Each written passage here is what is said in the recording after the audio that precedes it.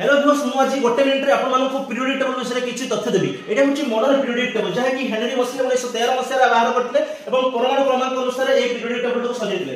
Hydrogen ठार आरंभ होई ऑर्गेनाइजेशन पर्यंत टोटल होछि 118 मौलिक को पीरियोडिक टेबल रे सजा हिछि। आपन देखि पारथुबे 118 मौलिक को 18टा ग्रुप एवं 7टी पीरियड्स रे सब विभक्त कर दिया हिछि। एइबरा होछि सब ग्रुप 1 2 3 4 5 18टा ग्रुप एवं 1 2 3 4 5 6 7 7टा पीरियड्स रे सब विभक्त कर दिया हिछि एवं सब परमाणु क्रमांक अनुसार सजा हिछि। सब सीरियली परमाणु क्रमांक अनुसार सजा हिछि।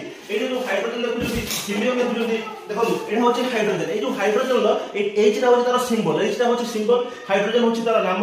उर्जान होछि तार ओडिया नाम एवं तार परमाणु क्रमांक होछि 1। सेमिति हिलियम होछि सिंबल होछि H तार परमाणु क्रमांक होछि 2 एवं एटा ଗୋଟେ निष्क्रिय गैस। हिलियम ଗୋଟେ निष्क्रिय गैस। पीरियोडिक टेबल है पीरियोडिक टेबल रे धातु अधातु एवं उपधातु सब मिसिक अछंती। देखो एटा होछि सब धातु एटा सब